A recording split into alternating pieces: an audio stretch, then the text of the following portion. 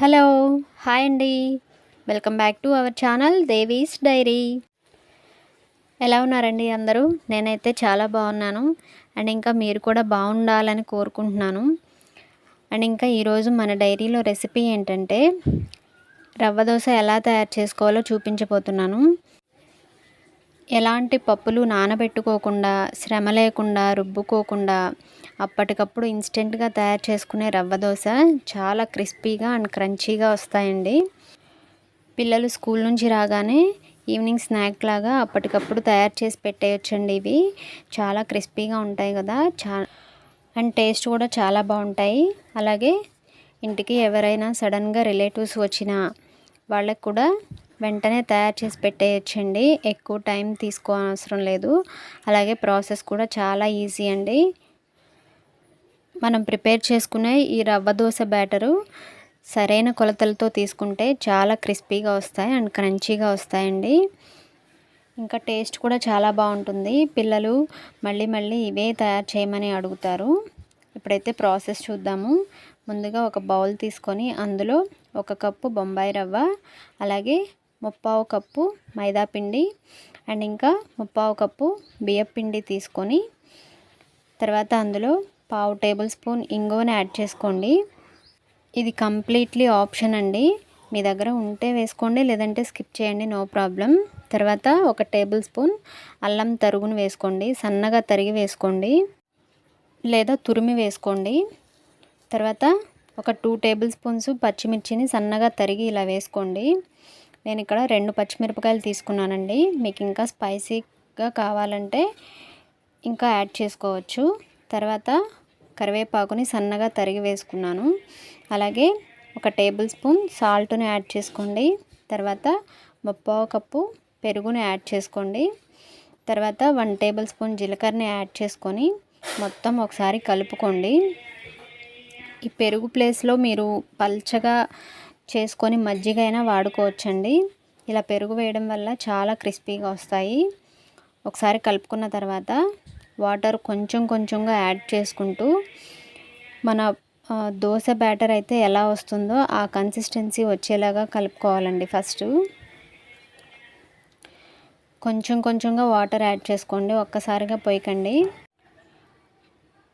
పిండంతా ఈవెన్గా ఉండేలాగా సాఫ్ట్గా వచ్చేలాగా కలుపుకోండి, గడ్డలు లేకుండా.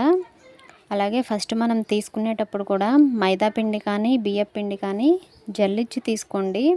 ఎందుకంటే గడ్డలు అవి ఉన్నా కూడా పిండి కలవదు కదా, సో అందుకని చెప్పి ఫస్టే జల్లించుకొని తీసుకోండి. ఇప్పుడైతే ఈ బ్యాటర్లో ఇంకా వాటర్ పోసి కలుపుతున్నాను. పిండి ఏమాత్రం ఉండలు కట్టకుండా సాఫ్ట్గా వచ్చేలాగా కలుపుకోవాలండి.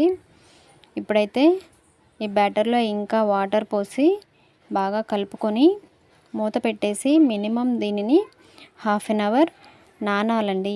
ఈ రవ్వ నానితే అప్పుడు చాలా క్రిస్పీగా వస్తాయి. 1/2 అవర్ తర్వాత మూత ఓపెన్ చేసి చూస్తే చూడండి, పిండి నాని ఇందాక మనం కలిపినప్పుడు గిన్నెకి 1/2 వరకు పిండి ఉంది. ఇప్పుడు చూడండి పై వరకు వచ్చేసింది పిండి. యాక్చువల్గా నేను ఇంకా ఇందులో వాటర్ పోసి కలపాలి, నాకు ఖాళీ లేదని చెప్పి బ్యాటర్ 1/2 వరకు తీసి పక్కన పెట్టేసుకున్నాను. తర్వాత ఇందులో మళ్ళీ నీళ్లు పోసుకున్నాను. నీళ్లు పోసుకొని బ్యాటర్ చాలా పల్చగా రావాలండి. మనకి రవ్వ దోశకి ఎప్పుడైనా సరే బ్యాటర్ ఎంత పల్చగా ఉంటే మన దోశలు అంత క్రిస్పీగా వస్తాయి. చూసారు కదా, ఈ కన్సిస్టెన్సీలో ఉండాలి రవ్వ దోశకి. ఇప్పుడైతే మనం పెనం మీద వేసేసుకోవడమే. ఇప్పుడు స్టవ్ మీద ఒక పెనం పెట్టుకున్నాను. అది హీట్ అయిన తర్వాత ఒక టేబుల్ స్పూన్ ఆయిల్ వేసుకొని పెనం అంతా గ్రీస్ చేసుకున్నాను. ఎందుకంటే ఫస్ట్ ఆయిల్ రాయకపోతే దోశలు రావు కదా, సో అందుకని చెప్పి ఫస్ట్ ఆయిల్ అంతా గ్రీస్ చేశాను దానికి. తర్వాత దానిపైన ఉల్లిపాయ ముక్కలు చల్లాను. మీకు కావాలంటే ఉల్లిపాయ ముక్కలు ఇలా వేసుకోవచ్చు, లేదంటే బ్యాటర్లోనే వేసుకొని కలుపుకోవచ్చు. బ్యాటర్లో వేసుకుంటే ఏంటంటే ఈవెన్గా రాదని చెప్పి నేను పైన వేస్తున్నాను. చూడండి, గరిటెతో ఇలా వేసుకోవాలి రవ్వ దోశ.